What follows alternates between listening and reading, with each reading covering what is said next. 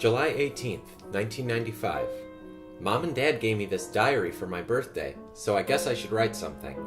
I wanted an Aladdin one and not Little Mermaid, but maybe I can save up my allowance and buy my own. I think I should do my homework instead, though. I hope I don't fail my math quiz tomorrow. If I don't get A's now, then I won't get A's later, and then I can't do what I want to do, like be the president or something. Don't laugh. Mom and Dad said I can do anything I want to do, so why wouldn't I want to do something really super cool? Okay, diary. Talk to you later. And don't worry, it's not your fault you're not Aladdin. And it's a rather simplified version of the feudal system, no doubt, but we still have this idea of, okay, my father's a cobbler, I'm going to be a cobbler. You know, I'm a female, my mother's a female, I'm going to be a housewife. You know, there were little other options, right? Unless you were royalty, or you had some other strange situation, rare situation that you were born into. And, you know, when you're young, you think, oh, how horrible, because the world's open to you, right? But especially in the postmodern period, in this really profoundly fucked up time that we're living in, I don't think I'm alone in having a problem of like a problem of paralysis with all the choices that I face. And, you know, I can't put myself back in a feudal position and know what it's like to be limited to a very select few but known options versus having unknown, untold, infinite number of options, but not knowing where my life is going to go. March 23rd, 1999. Oh my god, what a crappy day. I totally screwed up my solo at the band concert tonight, even though people said I didn't, and I think I lost my poetry notebook on the bus. Whatever, only 4 more years of this stupid high school crap, and then I'm gonna move to New York and be a famous writer, and I'll have a fan club and stuff, and whatever stupid person finds my poetry notebook can just suck it. November 18th, 2001. Mom and Dad will not get off my back about this applying to college shit. I mean, it's like, obviously I want to go to college, that's not the issue. It's just that I want to go somewhere really far away because I need something big, something different than this. Something that's going to make me actually be that famous writer that I've been dreaming about. I know that schools in New York are crazy expensive, but hello, aren't they expensive everywhere? Ugh. They think they know so much more just because they're adults. My name is Vince. I'm 23 years old. Kate Clitty, 24. I'm Claire Spora. I'm 24. I'm 24. I'm almost 24. I wanted to write books and I wanted to teach. I wanted to be an economist. I wanted to do economy stuff all the time. Rock star. I wanted to be like a scientist in a lab, working for somebody, doing sciencey things. It was constantly morphing for me. I started off wanting to be a psychologist until I was about 12. And then I wanted to be a concert violinist. Then I wanted to be a photographer. Then I wanted to be a writer. And I just wanted to be famous. Then I wanted to be a teacher. And now I just want to be a photographer. It morphs. It's good times. Right now I'm working in a cube farm. Right now, I'm a loan operations support and processing representative 1. What am I doing right now? I am working as a sales associate at the University Bookstore's clothing gift department. I work at a call center where I reserve campsites over the phone. I'm a barista. I make lattes. It's not great. It's not, I don't know, it's less than stellar. November 8th, 2003. So, I know I didn't get to go to New York, but I gotta say, college is pretty fucking awesome. I've been hanging out with these kids from my dorm, and they're really cool, and it's only been a couple months, but I think I already have a pretty solid handle on this you don't have to remember Wednesday night to have a competent philosophical discussion on Thursday morning thing. School kinda rocks my socks off. I think what I really want to do with my life now is be a professor. Oh, and there's already a boy. His name is Clark, like Clark Kent, right? And he lives down the hall from me, and yeah, January 3rd, 2004. Turns out Clark is a dick and an asshole, and as only logically follows, he can go fuck himself. On the upside, I had a nice chat with his roommate Alex about it. Learning from experiences growing up, I know, but did he really have to be such an asshole? I think I like my lessons about Faulkner and ramen noodles better. I currently feel ambivalent just because I graduated in June, so I'm like, yeah, I have a BA. Shit, I have a BA. I have a BA in the worst time to actually graduate from college since the Great Depression. So, yes and no. I did a lot of stuff, I learned a lot of stuff. Did it really prepare me to, like, get a career in the real world? Probably not. Yes and no. I mean, career path-wise, no. Maybe that's kind of how college is now. College is the new high school, we've been told. It prepared me to have an academic career, and if I didn't want it, since I don't want an academic career, it might not have been wasn't the right education for me, but it was still awesome and I learned a lot. Now that I'm outside of it, it's like I've learned a lot of life lessons the hard way. And I feel like college could have sped up the process a little more. I feel like I was kept immature. April 21st, 2007. Damn it, why does the future have to be so sparkly but so unknown? I was just starting to feel good about everything, about being a professor and marrying Alex and everything being wonderful, and then Alex tells me he's moving to Australia after graduation. Fucking Australia! I mean, I can't blame him, he wants to be a biologist, there's all kinds of weird fucking biology going on down under, I get it. But now it's on me to choose, him or grad school. It's so weird, 10 years ago, this wouldn't have even been a question for me. Love versus ambition? 15-year-old me would have smacked me in the face for even thinking about it. But it's easier when a relationship is just an abstraction instead of a real person who makes your heart go all soft and gooey and who holds you and understands you. What if I don't get into grad school? What if I'm never a famous writer or academic or anything, and I've willingly given up the only person I've ever loved? Burden of choice can lick my balls. When I was younger, I thought I would be married by 22 because that's how old my parents were. And so that's been a big adjustment. On one hand, you are asking for much because you are asking, yeah, I would love to be in a relationship where I learn things from my partner every day that are valuable. I'm surprised every day by my partner. I don't grow terminally bored with my partner. I'm always at least somewhat sexually attracted to my partner. You know, even though I'm stating these things in mild terms, they're actually kind of ridiculous expectations to have.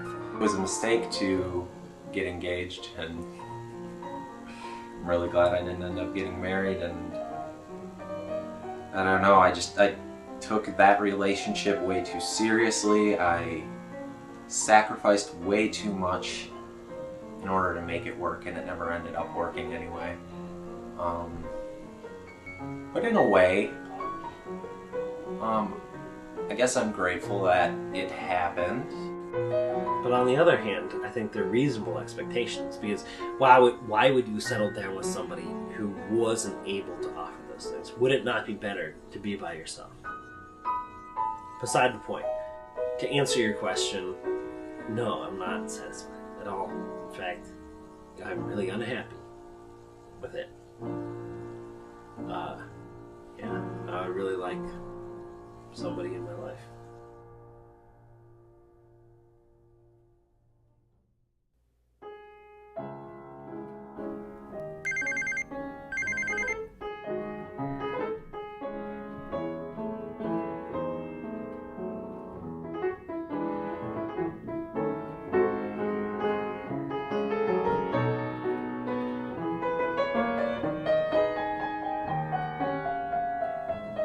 It's been interesting to find out how much harder it is to live in a way that's not just highly acceptable, like in the general sort of, right way. everybody's got their schedules at our age. Everybody has to go to school. Everybody has to go to work. Everybody has girlfriends. You have a girlfriend. They steal you from your friends for 6 months at a time. They ruin your soul. You can't eat for 2 weeks afterward, and then, you can't be in a band with that stuff going on. Can you handle that and a full-time job and go to school, or even one of the three? Everybody's schedules get fucked up. So you can't even you don't even end up sitting down at the table and trying to work it out. That's the tragedy. You don't ever even actually put your hands to the task and get in the dirt and do it how it should be done and actually make a go of it, because you can't organize it, and you can't, get rid of all the egos involved and the things involved and accomplish it, because you gotta work. I think I might be in the denial separation stage, where I'm not fully acknowledging that the dream has even died. I guess I didn't think it would necessarily be all that dissimilar to how it is, but I didn't figure that I would be so horrified by it when it arrived, and that it would feel like I was just failing constantly, like an endless loop of decaying possibilities.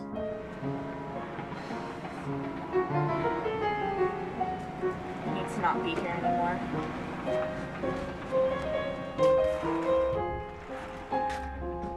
It's a constant burning fever in all the other ways that Bruce Springsteen described it. You gotta get in a car and drive in like a flaming thunderball hurricane out of fucking town. That's what you want to do, with the guitar right next to you on the seat, because it's all you should fucking need, But it doesn't work that way. July 13th, 2007. I wanted to persuade him to at least try a long-distance relationship from Australia. He said it would only draw out the inevitable. I suppose he's right, but it doesn't stop my heart from feeling like it's been injected with hydrochloric acid and it's just burning and dissolving in low pH-induced agony. I can't get out of bed. I can't stop crying. I'm not sure there's enough chocolate ice cream in the world to make this okay. Just trying to keep my eyes on the prize. Grad school, success, my heart will go on, etc. Being heartbroken doesn't make me different or interesting. It makes me just like everyone else. September 22nd, 2007. Well, things are looking a little better.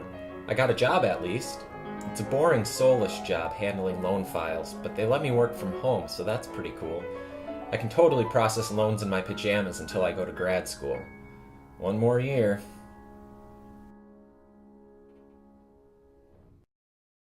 I feel like most people our age aren't actively planning for the future. I don't think anybody's actually believing that they're going to live past the age of 60. I don't know. Maybe because the world's supposed to end. I don't know if that's true. Oh, well, it's been less traumatic in a lot of ways, because I've always been fairly pessimistic. So I never really believed that any of my dreams would come true anyway. So when they didn't come true, I wasn't too surprised. As it is with my generally pessimistic, cynical view, I find a great deal of delight in the things that don't suck. Like, if you look at a tree, it's very nice, because you're like, hey, that's a tree, it's pretty, it gives us air, and it's very nice to look at, and hey, it doesn't suck, and it's just there, and it's nice to see something that doesn't suck when so many things do. I'm just a little nervous the world's gonna end. I'm like, crap. There's so many things I haven't done. March 3rd, 2008. So, finally got the last sad skinny envelope in the mail today. Stanford says, don't call us, we'll call you. All of these polite little form letters have taken such pains to remind me of the statistics in play here. 250 applicants, only 10 accepted, etc., etc. But it doesn't really change the bottom line, does it? I, somehow, in some way, was not good enough to get into grad school. Everything I hoped for, planned for, worked my fucking ass off for, it's just taken away from me, like that. And yeah, I know I can apply again next year, but the shame, the self-doubt. I guess I get it now. Everyone who plays the lottery thinks they're special somehow, that the rules of statistics don't apply to them. Well, lesson learned, Life Lottery. I'm not different. I'm not special. I get it. I suppose I'll turn my sights back to writing, since that is what I wanted in the first place anyway. Good luck making money off of novels, right? After too much rejection and not enough food, I imagine the Life Lottery will make quick work of that dream too. It's just so frustrating because I know I'm capable. I know I'd be a kick-ass writer. It's just, now I know that's not enough. There's this haunting space between what I want to do, what I can do, and what I'm actually doing.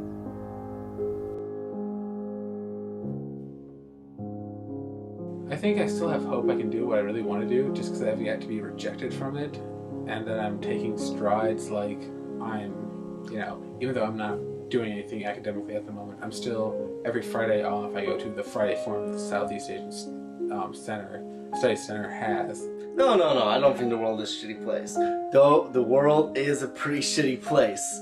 No, I can totally do what I want to do. But if you ask me in June, after if I say, if it happens, I'm rejected, then I don't know what I'm going to do, and I don't know, let's drink and burn down the world, why not?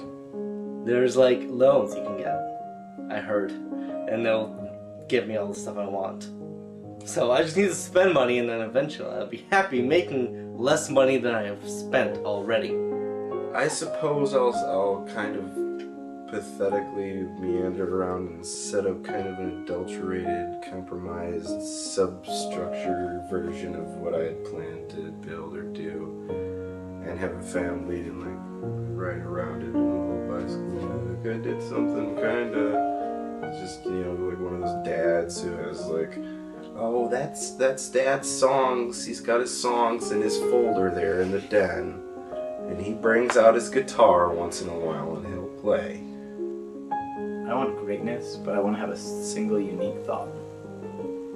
A single unique thought that's acknowledged. Besides that, I want to live vividly. Those are the only two things that I really care about anymore. July 23rd, 2008. Last weekend was actually not that bad.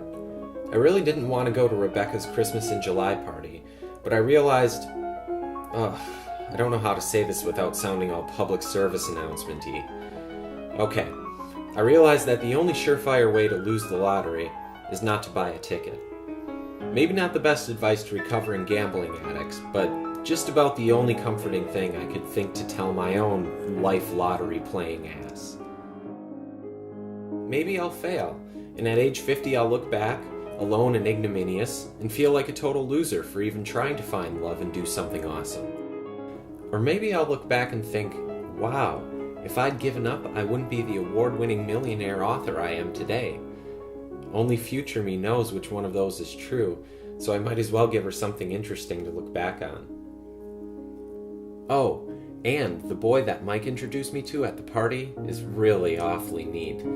It's weird to think about dating someone else after everything I've gone through, but that's life. She just keeps marching on. We're going out to dinner tomorrow, and I have a really good feeling about it. Things are gonna be okay. I guess. I think. I hope.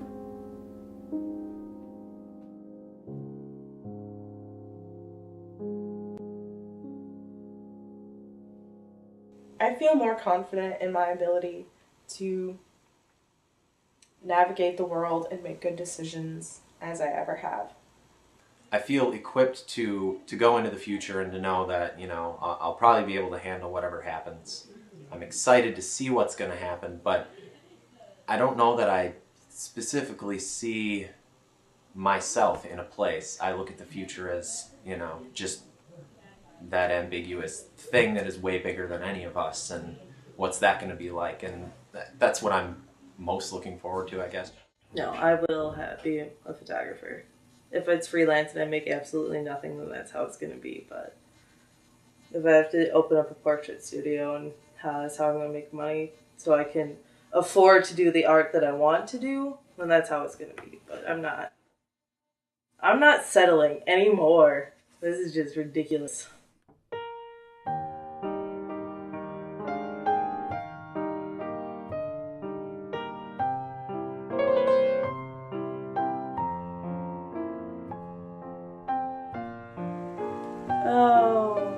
journey.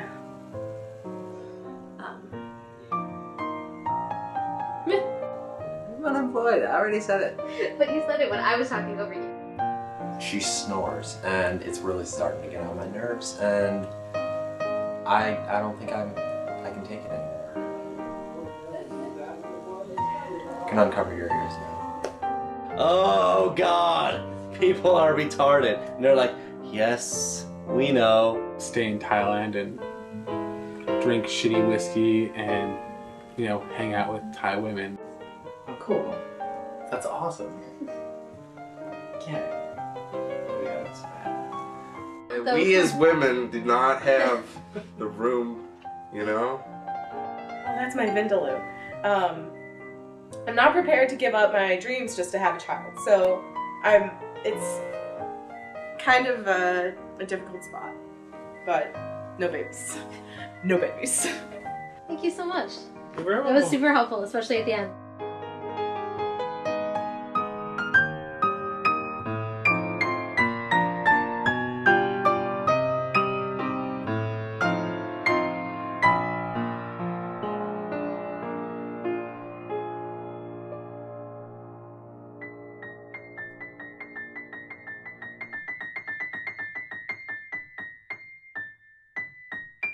Like exactly the kind of conversation we were having that I wanted to get from you. So. Oh, very well. Well, Thank you. I still feel that way. I'm glad that you felt it was useful.